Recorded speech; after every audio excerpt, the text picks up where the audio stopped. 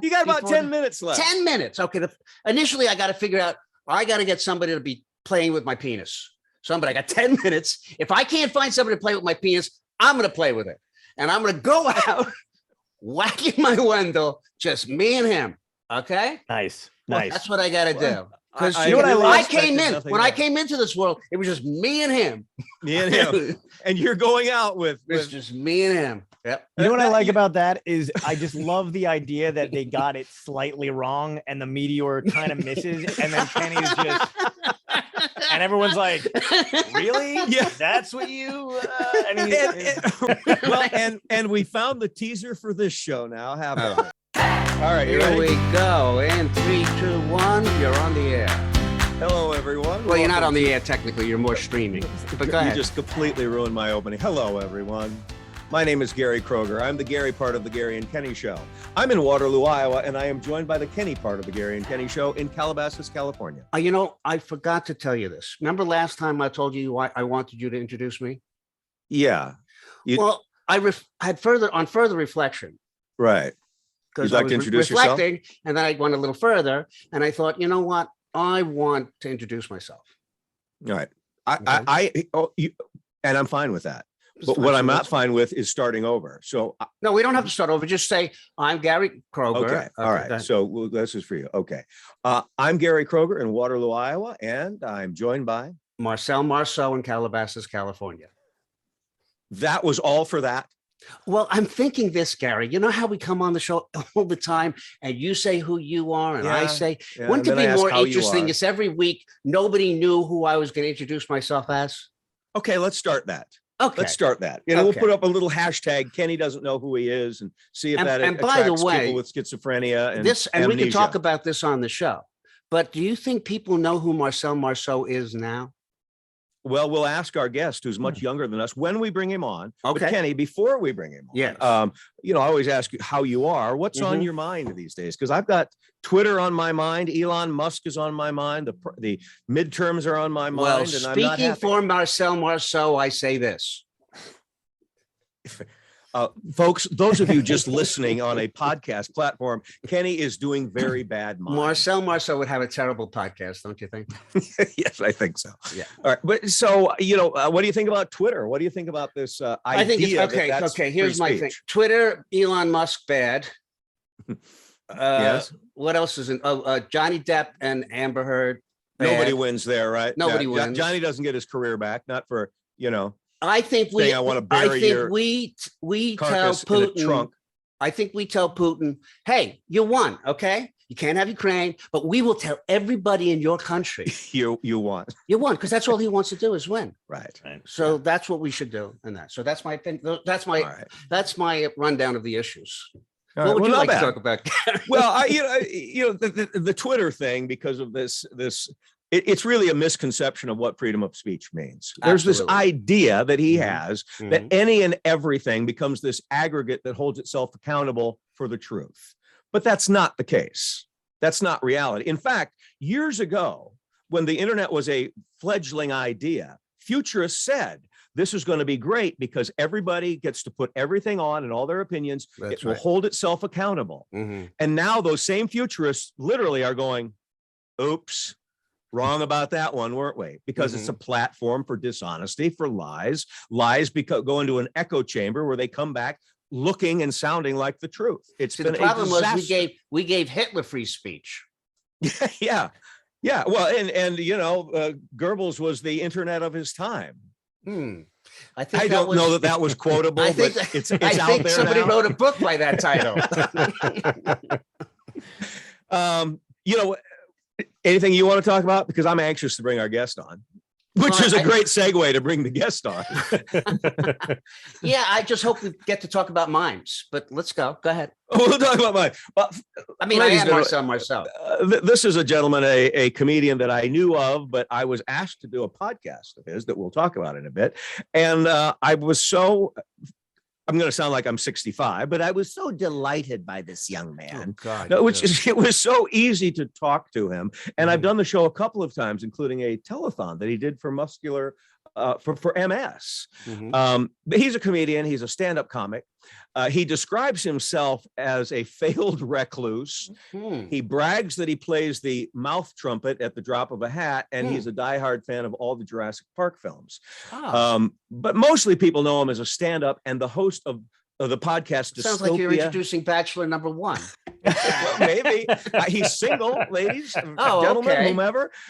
His podcast is called Dystopia Tonight, and I absolutely love the concept and I love the execution of it. Please welcome from Brooklyn and New Jersey, John Poveromo. There we That's very go. good. All right, is everybody's audio okay?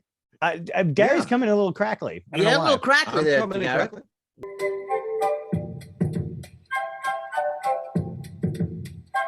So I say leave all the mistakes in. Explain to everyone that John and I were on for a while. Kenny thought this was on Australian time and came in late. We've Right. restarted. My connection was bad, but now we're all here, right? Mhm. Where were we? I think we were I think- talking. I don't remember. I think I mouth trumpeted and then it went. Yeah, you He mouth did. That's trumpeted what he and did. then I went all sketchy. Do you want me to do that again? No, Okay, all right. I don't think it's worth it. I'll do like a it's dream good. dissolve. I'll do a dream dissolve.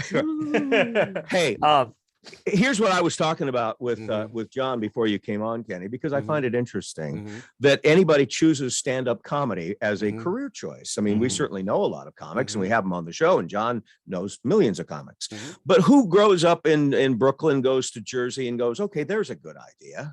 Yeah. John, what is the genesis of stand-up in your life? I think what we were kind of touching on a little bit before, but I think basically the genesis of the whole thing was, like I was saying, as you get older, you kind of try to figure out what the deal is with you. And Who are pick up- you? Why are we? Exactly. And also I think the more you kind of like just know about life and other people and kind of genetically and like because we're all trying to figure out what the fuck is wrong with us. That's the other thing too, is like, and I especially think in this day and age, that's a real thing that people really want to do it for different reasons. They want to figure out what's wrong with them to have an excuse for being a piece of shit. I feel like for the most part, sometimes they're like, my friend Sam, an asshole, but maybe if I figured out why, it would be excusable. And it's like, no, you still want to work on it and not be a piece of shit, but whatever. But it is kind of funny because you kind of dive into, mentally and shit like that, why you are the way you are. And I just think it was part upbringing. And, I lived in Brooklyn. I grew up in Brooklyn for 4 years, born Oh, in can I Brooklyn. ask where, being another Brooklynite? Yeah, Absolutely. there you go. Borough Park, 40th Street, born in Maimonides Hospital. Okay. Well, Yeah. I Where was your gang, Kenny? My first, well, I was born at the Doctors Hospital in Manhattan, but then we lived on Ocean Parkway in Brighton Beach. Nice. And then from there, we moved out to Long Island, and then we came back and lived in Bay Ridge, Oh, okay, great. which Nice. was very nice. Yeah. Well, Yeah. John, didn't you go to New Jersey to escape the Poveromos of New York? Went to Arizona first to escape the Poveromos. Okay. My mom's family moved out to Arizona because that was another thing too. Is my mom's dad and mother lived in Brooklyn and then lived in New York for a little bit. My mom was born in Queens and then they lived in New Jersey in Manalapan. And then they wound up living in Arizona because some family from Brooklyn. It was one of those weird things where my grandfather didn't realize that people in Brooklyn don't actually do what they say they're going to do. So they were like, we should move out to the desert. And then they were like, yeah. And then they took this family vacation. And my grandfather actually wound up buying a house there. And my family in Brooklyn was like, you have fun with that. We're going to go back to great pizza and bagels. Yeah. And then, but he wound up living in Arizona. And then because they were out there, my mom came back to Brooklyn to live with her grandmother and then met my dad and, the whole thing, whatever. But like, Well, it explains your lack of an accent. Is Arizona? There's the answer to that question. in Why the don't you middle. sound like you're from Brooklyn or New Jersey? right. Yeah, exactly. And I was like, you know what? I don't want to talk like any of these people. Well, Kenny, you don't know this. I'm interrupting you here, John, but I want No, that's Kenny to fine. know about your father. Ah, yeah. His father was not a gangster exactly, but he was No. a shyster. Hmm. He would, Kenny, you'll love this. Mhm. He would sell buildings he didn't own Hmm. and get money. Surprised up- he didn't become president of the United States. Only the Yeah, He wait, only you the haven't one. mentioned your father's name. Is Yeah, there no, no, something? only the one. He did that once. Oh, he Just only like- sold one building he didn't own. Yeah, it would just be whatever the angle was that, but that's something that his brothers told him that he did. And he did a bunch of other crazy ass shit. But yeah, he was kind of, he could talk to anybody. And we were talking about it a little bit before, but basically, like, I think my mom's family was funny in a very sarcastic, like smart kind of way. And like, they told great stories. And my aunt and uncle who lived in Brooklyn, great storytellers, like could really draw something out. So sitting around the family dinner table and like listening to them tell these amazing stories about people you've never heard of, but they made you feel like you knew, just that was great. My dad's family, kind of the same thing, but also very loud, very funny in a different way. Funny, very like, you know, lampshade on the hat, kind of gregarious, you know, that kind of thing. They were drinking. Yeah, they were alcoholics. That's the crux of it. But my dad could talk to anybody. And part of that was, you know, he always had some kind of scheme working in the background of his head. And the other part was he was friendly. He's a friendly guy. So when I was a kid, literally we'd walk down the street and everybody knew him. So, you know, it used to annoy the shit out of me because I'd be, you know, eyelining the toy store and we fucking have to stop at this guy's place and this guy's place. And part of it was he had some shit going on, you know, dealings going on. He dealt drugs for a little bit as well. But he had like some kind of angle going on all the time too, but people also just like to talk to him. So did he do jail time? He must have done some jail time. He did jail time. Is he still around? Yeah, he's still around. He's 74, just turned 74 in March. And I took him out to dinner. Oh, so your relationship is still good with him? Yeah. I mean, Did he make you buy dinner? Yes, of course. Yes, yeah, I always buy. I always everything. I buy dinner and I give him cash at the end of the day. You know, and I don't. And it's funny because I go, I'm not going to do it. I'm not going to give him anything this time. And then it's like you know, you're like, oh my god, here's some fucking money, whatever. And I know he's just going to do stupid shit with it. But you know, what are you going to do? He's 74 years old. You know, I actually I went out to dinner with him and we were talking about it or whatever. And I kind of started to ask him about his life because he'll never really go into it. But I was like, you know, he had 2 marriages before my mom. And one daughter he doesn't speak to him because she's the smart kid. So, you know, she lives in, I don't know where she lives in Florida, I think. And then I have 2 half brothers. One of them has the same name as me because my dad's real inventive. So wait, he's John Poveromo as well? His last name is changed legally because his mother, when she divorced my dad, wanted him to change his name to this dude. By the way, the dude that she married was a mobster. That's a whole other fucking story, by the way. So his last name is Scarpa. If you look up that, you'll Scarpa, SCARPA. Scarpa. SCPA. Scarpa. Yeah. So anyway, we might have to cut that. I don't know. Kenny's in Calabasas. He's fine. Yeah. Kenny is in where did I say I was? Dunkerton, Iowa. Just want to make it really clear. Where we are. Yeah, you're Kenny probably looks fine. Frightened. Yeah. But I had 2 half brothers or whatever. And then, you know, then he had me, I don't know, like 10 years later, I think. And then, so I was like, man, you had a lot of kids. I said, did you actually want kids? And my dad goes, I had them. Yeah. And I was just like, thanks, Pops. Appreciate it. Yeah. Consider a book. Yeah. Seriously. That's a really interesting book. Oh, that part which you can tell. Speaking of stand-up comedy, so I had not known of you, John, previous to hearing about you from Gary. And so I went online and I had to go back like 2 years or whatever to see a YouTube video you were doing stand-up. And I'm really jaded when it comes to comedians. So when I say you were good, I mean it because I watched thousands of them, but I really enjoyed it. I think you had and your interaction with the audience was great. I mean, it was really spontaneous, and that's what I thought really made it fun. So thank you. You know, that was great. But then I realized that I think the year that was like 2019, and then all of a sudden pandemic. Yes, that's what. Yeah, exactly, man. That was the last time I was on stage, and it's kind of weird to because people have asked. You know, I think we had Dave Thomas on the show, and he was like, "Send me some stand up," and I'm like, "It's from fucking 2 years ago." Like it's like, God, that's any other time it would be embarrassing to not have updated footage of yourself online doing a show. But I was like, yeah, wow, it was from fucking 2 years ago. It's nuts. Yeah, well, it shows us probably. I mean, you kind of had to self-invent yourself, I guess. Did you quickly transition or pivot of what the word is to get to the podcast that became like your outlet? Yes. I think mid pandemic, the podcast came about because, you know, we'd done this huge charity event. It's how I met the producer of the show, Tom Bannis. And he and I met on this huge charity event that I wound up co-producing. And it broke a world record. We did 90. It was the longest comedy streamed comedy show And I just made phone calls, man. We all did. We called in favors from other comedians. And I think there were 300 and something comedians total that came on the show. And we did it for kids with cancer. And so we raised a bunch of money. We broke a world record. We had a blast. But the thing about that show in particular was, I think comedians didn't realize how much we needed everybody. Like we haven't seen each other. We had no green room. We had no backstage access. So the weird thing about it is everyone was supposed to come on at a specific time and do their time and shoot the shit. Some people did sets. Some people did like literal, they were like, I'm going to test out my Zoom comedy skills and do some material. People and didn't who are want they to playing leave. to? I mean, because they're not getting applause back or laughs back, are you? It's kind of an avoid that they're giving.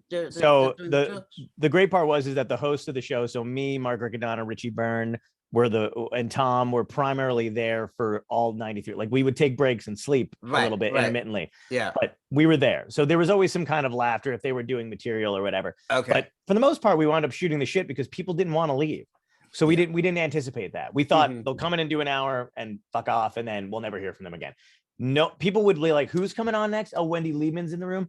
I'm gonna wait, and I haven't seen Wendy. Judy Gold was like, "I haven't seen Wendy in years. I'm gonna be on the same. I want to see Wendy."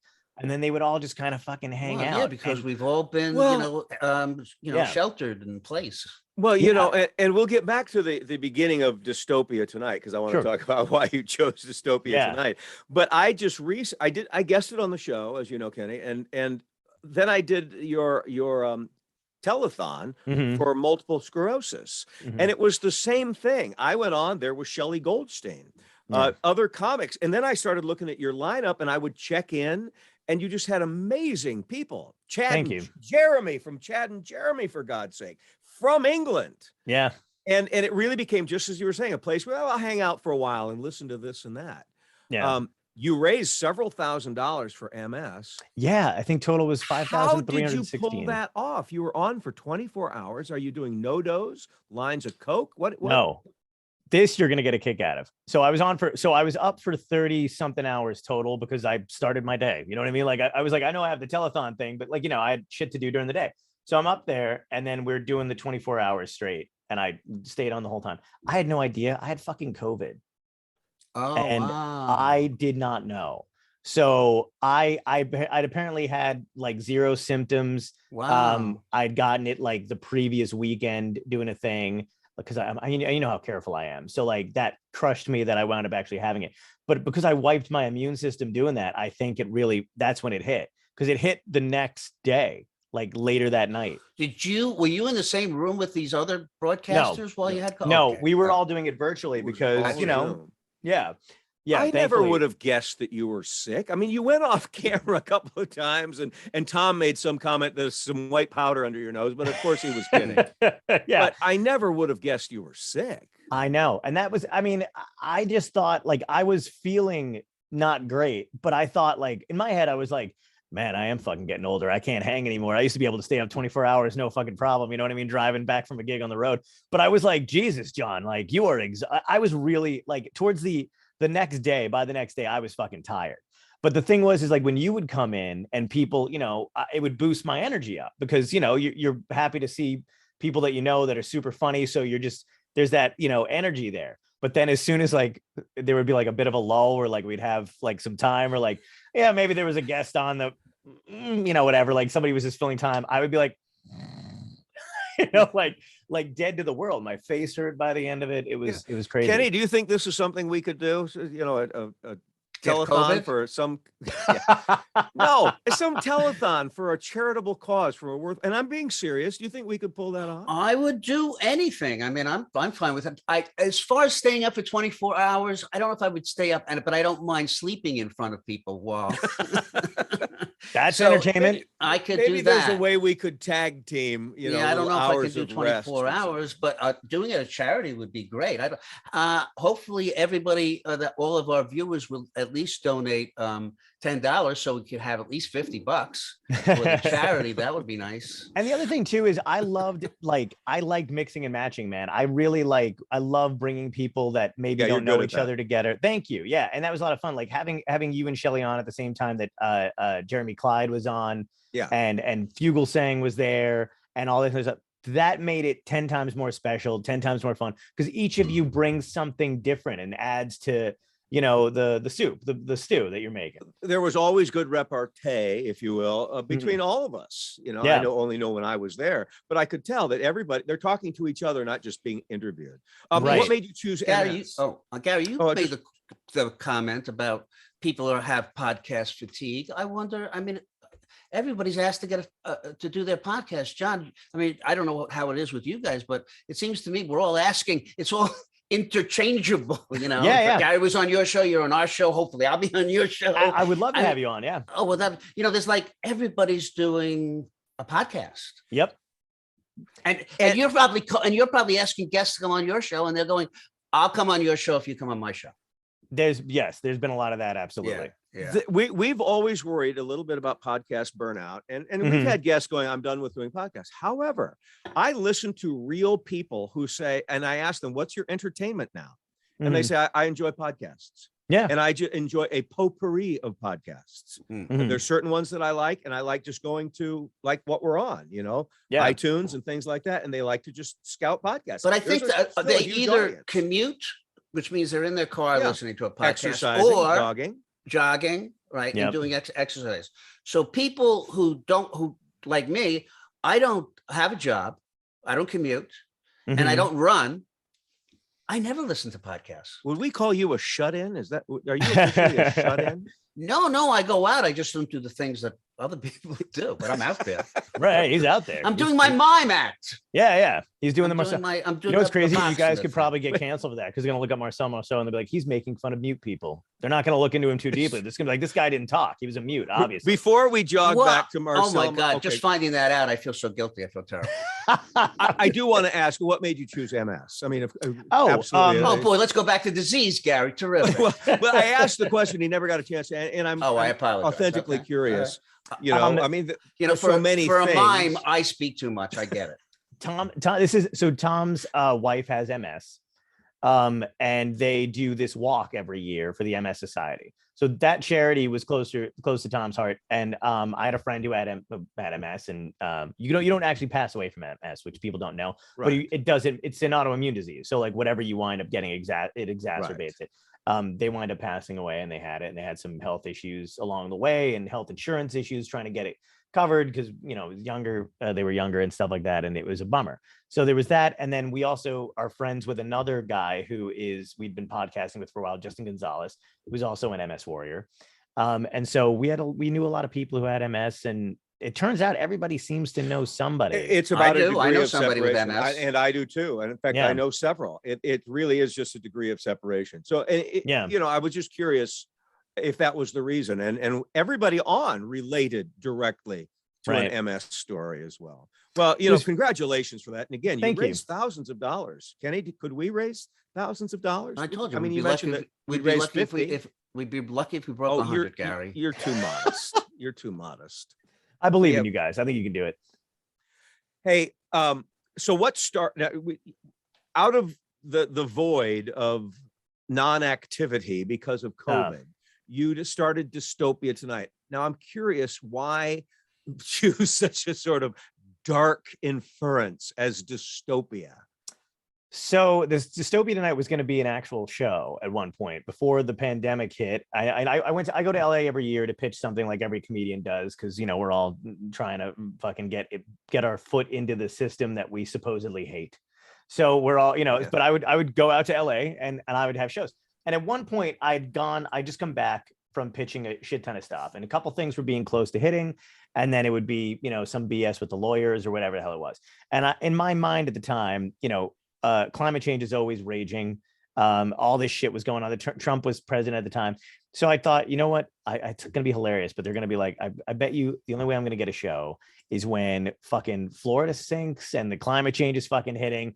I was like, so when you go to this, I know it's a different approach with different guests, but when you go into it, what do you like to talk about or get to reveal about them? Is it mostly like, sometimes we'll have people on, it'll be totally like career oriented, Where did you get your start? Where did they? So people just get the chronology of how they became where they were. And then sometimes we have people on and it's more like issue oriented, which we'll just talk about and involve, talking about issues. And then there's me, who's always trying to get some kind of showbiz dirty story of somebody they worked with. Through mime. Yes, through mime. That's a skill. To try to get those kind of things. I mean, I don't know. Do you guys have a kind of a thing with when you go into guests? What interests you, I guess? What is the thing that you find most interesting? I'll tell. So one of the things I like to do, I feel as if I'm interviewing people and I know we have people watching and we have fans and stuff like that, I try to incorporate and sprinkle in and questions that the guests might want to know. Not necessarily that I'm particularly interested in, because as of people that I have on the show, I'm genuinely fans of anyway. So I've seen, their shit. And I'm one of those people who, like, I was such a comedy and showbiz nerd when I was younger. I've read every article from somebody that I love, or I've watched every television program. So I kind of have that stored, but I do like to touch on like what you just said. Hey, where'd you get your start? What was your career? We have some questions that we ask every time. For me, and it's probably the comedian in me or the ADD or whatever the hell it is I like to talk to the guest a lot. So it's based very much on what they're saying, where I want to go with them. And conversation. I just want to have a conversation. And I think that is not something they're used to, which I think is a lot of fun for them, because they are very, what you just said. It's like, if there's an issue, I want to talk about this issue, or the interviewer is very much like, I want to get this thing out of them, but I just want to make a connection. I really like this person. And I think, I hope they have a good time, and that's how the flow of the conversation. Well, if I may speak as a guest, I do a lot of podcasts as a guest, and it's always the same questions. It really is. How did you get your start? How did the Saturday Night Live thing happen? Are you still in touch with Julia? What's your, it's all the same story arc. Right. You guys never asked one of those questions once. Right. Not once. Obviously, there were some references that you knew from my career. Why would they possibly have you on? I don't know, Kenny. For my mime, perhaps. And by the way, I do a mime in a wind tunnel and the rope very, very well. Let's talk about the history of the Poveromo hair. Because when I watch videos, sometimes you're clean cut, short hair, trimmed beard, no beard, and you've had this Serpico look now for a while. I like that. Hair sort of is important in your life. It looms large. Yes. Want to elaborate? Yeah. I am one of the few comedians with hair. I think that was the thing that was evident to me. It's funny. Do you know Tracy Skeen and Brian McKim? I don't know. Okay, so. They used to. They're not super well known, but they used to run a digital magazine called Shecky Magazine back in the day when I was like early 2000s. So they were the ones who and they wrote about comedy and they had some opinions about some shit, and they were good at that kind of stuff. I'd worked with them when I was younger once, and Tracy Skeen was like, you're one of the few comedians. She's like, why don't you talk about your hair on stage? And I still to this day really don't, because it's not something that I'm like keyed into, but like. But she's like, why don't you have any jokes about your hair? You're the only male comedian I know who still has his fucking full head of hair. And I was like, oh, really? And it made me black. And it's black. Yeah. And I've got some grays on the side. I got a little the lighting helps, but I got a little Reed Richards thing going on. It's starting to come in. But the thing about it is my dad's, that's another thing about my dad's family. Every single one of him and his brothers, full fucking head of hair. My dad is 74 years old. It's white now. But it's a full fucking head of hair. And that's knock on wood. I never lose it. But I always had it a little tall. I had like a Johnny Bravo thing going on. So I still had the poof in the front. Because I think hair is interesting. I always think that if you have it, why not, fucking abuse it? And then we're gonna have to somehow get the people. How do we do this? We're gonna have to direct them to a picture of you, John, because for the podcast, everyone's gonna go, I wonder what his hair looks like. It's in their imagination. It's a curiosity like, factor, shit. though, what they're going what kind to of hair does this guy have? Well, my point is that you've created a brand, because anytime you Google, John Poveromo now, you get basically this background, this jacket, the hair and the glasses. This is your look. Right. So are you able to have you monetized this? Have you franchised this? Are we moving into some cash? Can I tell you something right now? This is where I love the creative side of everything. I really do. I do all the graphic stuff. I love editing the videos for shit. I love filming my stand-up. I like to draw, all that kind of crap. And obviously write. I suck at money shit. So do we. Oh, fantastic. It is the bane of the existence of, I think, of a creative person. We need to find somebody who's good at it, guys. I agree. If listen, if I find somebody, I'll pass them over. Please. To Let you. us We need to know. find Absolutely. one. Well, because know. it is doable. It What's is doable? doable. Oh, yeah. I You agree. know, I mean, I would subscribing love to do a on hair. subscribers on YouTube, and there are ways and streaming platforms. Yeah. We're certainly pursuing lots of things, but again, Right. you I would know, love to do any kind of hair shit too, because it would just be fun to fucking dick around with that kind of stuff. And like, you know, but this Yeah, came but you about. can't do it as a podcast. Right. No. Because I could describe to people right now on the podcast. Now I know they can go to YouTube, but I could tell the people on the podcast that you have this giant blonde afro. Yeah. That's unbelievable. And it's shaped like Queen Elizabeth. Yeah. And that's why this is the most amazing. You got to check out this man's hair. At the moment, I look like the dude who gave Jenny AIDS from Forrest Gump. So that's like where that's where I feel like I'm at the moment. Okay. I'm just trying to put stuff. I'm just trying to entertain the people on the podcast. No. Who are just hearing this and going, I'd love to see his hair. But you have subscribers and viewership. You have a lot of fans and things. Yeah. What you need to do, and what is to take this product of yours, for example, to Clairol for Men. I mean, I'm obviously spitballing here. They have that. Right. Say, hey, look, this is my look. This is what I use your product. Would you sponsor? And you're not asking for $10,000. Right. You know, $500 is like spitting to them. Absolutely. Yeah. Don't beg. Yeah. Don't beg. That's a good idea, because I do use sometimes every now and again, I'll use something in my beard, you know, when I go out, or mostly this is just natural, but I do like every now and again, I'll like to use the product. I can pass it over to them and be like, hey guys, this is what I look like. Fucking sponsor me. use a little Just for Men. Very Men. I nice. just comb it through just to deaden the gray. I'll bet you, Kenny, we could go to Just for Men and say, listen, would you sponsor us every week for $1,000? You've got a great Iron Man goatee thing going on, and I love it. I do have an Iron Man goatee. It's very nice. It's very. I would tell them they need to come out with a product called Just for Trans. I think there's a niche there, right? All right. Nobody's handling that.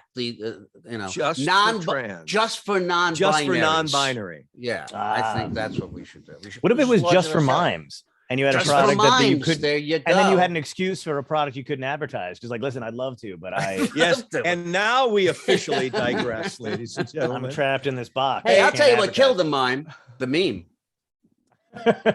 I believe it was the meme that killed the mime. Was it a mean mime? I haven't seen a mime. Was it a mean meme? Mostly. Because people are very defensive of Can we get the Bugles to do a song about it? Would you please? So. That was a nice reference that no one can get. We are coming to the end, believe it or not, of our hour. Nice. I do have I have a final question for you. Shoot. I have a fun on your show. You wrap up with every guest 3 questions. I'm going to wrap up with just 1 question. Okay. Because I find this fascinating. And Kenny, you know what? I want to hear from you too. We'll go to John. I want to hear from you. I would, but the whole Marcel mime things. But you're welcome to ask. The show is Dystopia Tonight, and he asked 3 questions. But the last question that John and Tom asked is and I'm paraphrasing now in my own horrible way, but let's say the meteor, the asteroid is 10 minutes from Earth. All will be gone. How are you going to spend, with whom, doing what, your last moments on I know Earth? Exactly, but go ahead, John. John first. You have to have thought about it, John, because you ask it every day. I do. I've thought about it a bit, and I've always thought about it, but I think I would do it with my friends, anybody I could get around me, but it would just be fucking food. Everybody's any fit pizza, fucking talk, just everything laid out, what anybody wants, drugs, whatever they need at the time. And I just want everybody sitting around a giant table and fucking talking and telling stories and laughing and then having a good time. Oh, it's lovely. Well, that's it. Now, Kenny, I know your answer involves barbed wire, baby oil, and a nun. Boy, you know me so well. It's amazing how we're on the same page. That was a very sober and actually thoughtful and kind answer. Kenny? Yeah, I don't. What's the other side of that coin? If I had, how much time are we talking about here that I had? You got about 10 minutes left. 10 minutes. Okay. Initially, I got to figure out. I got to get somebody to be playing with my penis. Somebody. I got 10 minutes. If I can't find somebody to play with my penis, I'm going to play with it, and I'm going to go out. Whacking my Wendell, just me and him. Okay. Nice. That's what I got to do. Because I you know what really I expected came in nothing when I less. came into this world, it was just me and him. Me and him. And you're going out with It's just me and him. Yep. You know what I like about that is I just love the idea that they got it slightly wrong and the meteor kind of misses, and then Kenny's just, and everyone's like, "Really? Yeah. That's what you?" And he's right. And slowing down. are you able to time it just right? I mean, Well, yeah, I'm not sure. I might have a little performance anxiety knowing that a giant media is I have a pressuring me feeling into you're coming going because it's to not really a fail. big turn on as I watch this enormous rock. Right. I think my you're head. going out angry, Kenny. I think it's going to fail. You're That going would to be pissed. that'd be so sad though, because that'd be the first time in history a man actually timed his climax with something else that was gonna happen. Like, you know what I mean? Like usually men and women can't even do it, but Kenny's like, oh, for the first time. a Well, man no, was I able think to they do that. Porn stars have to do that, John, don't they? Yeah. It's That like is and the director true. goes and come. Yeah. Well, and we found the teaser for this show now, haven't we? Okay. And, and since there's three of us, I feel obliged to chime in, and that's not mine. Mine's a little more akin, I think, to John. I want my family around me. I want great wine, and I'm maybe some edibles and a.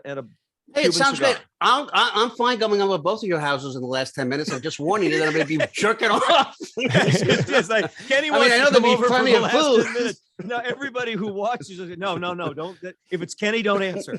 Yeah, it gives the head of the table a whole new meaning. We're putting him on the end for a very specific reason. Well, I think that's a tidy little ending to this podcast. Beautiful. All right. Well, Hey, thank you, John. It's really a pleasure to meet you. It's a lot of fun. Pleasure to meet you as well, you man. got to have Kenny on because, as you can see by his final answer, Yes. he's a lot of fun, and he'll do mime, which Absolutely. you could perhaps accompany with your Yeah. skin. I'm trumpet going to or write a whatever you meme call about it. a mime. A meme mime. I got to do that. John, question. Sure. And are you going to go back on the road? I mean, Yeah, I've got COVID gigs is and being stuff. I do. contained. I have dates and stuff coming up in June 30th. I'll be in Medford, New Jersey, doing a show. And then July 7th through the 9th, I'll be headlining the DC Comedy Loft. July 31st, I'll be at the Wilmington, Delaware, the Candlelight Theater in Wilmington, Delaware. And then I'll probably be out in LA and stuff like that in Oh, August. very And cool. That's nice. And hopefully you Kenny, won't have this to wear. Are you flying through all these places? I'm driving to all the Delaware, Virginia, and Chicago. I think I'm actually driving to as well, which is but that'll be kind of fun. Okay. I don't it's know why about, I'm choosing to 16 drive. but hours, isn't it? Something yeah, like that's a something bit of a like that. hike, but Hey, I've Kenny, got it to split. This was like a real show. Our guests said where they're playing next. I Mhm. mean, that's like a wrap up to a real podcast. I think we really scored with this one. Well, Happy to help. I mean, we got I off love to a that shaky couch, by start. the way. my couch. Yeah. I You don't want yeah. to see that couch up close. You know, Well, it's now so that he funny. said how that some- jerking off thing, That I'm- comet is always 10 minutes away on that couch. Yeah. I'm thinking of his last answer, and I'm looking at the little dark spots on the couch. I know and you I'm are. going, Yeah. "Hmm." Yeah. Oh, But that I love a comfortable couch, and that looks like some place to just chill out and take a good nap on, Yeah, I do all of those things. Not what the one you're thinking of, but yeah, it's a good couch. I do all of I those. wasn't really prepared to talk about the couch, but otherwise I would have done a little research. Ladies and on gentlemen, we why- weren't prepared to talk about anything today, but Okay. we want to thank John. Thank you so much. We're going to Thanks, be in man. touch. Call Kenny. Thank you. And Absolutely. thank you so much for watching or listening. We're on all the popular podcast platforms, as well as DBNA streaming TV. And we have our own YouTube channel, The Gary and Kenny Show. We'd love it if you'd subscribe, because ultimately, that's how we monetize this sucker. Yeah. All right. And tune in next week because you don't know who I'm going to be. That's right. Oh, we have a teaser. Who's Kenny going to be next week? All right. Marcel find Marceau out. this week. Yep. Next week, perhaps it's It just pops into my head at the moment. I don't know who it's going to be. okay. Well, I'm It actually literally looking forward- just popped in my head, so we'll see what pops into my head next I'm week. actually looking forward to it. I Love hope you it. remember. Glad. That's I'm the glad. challenge. Will Okay. Kenny remember? So long, everybody. So long, John. Bye-bye. So long, Kenny. Take care, Love you guys. all. Thank you.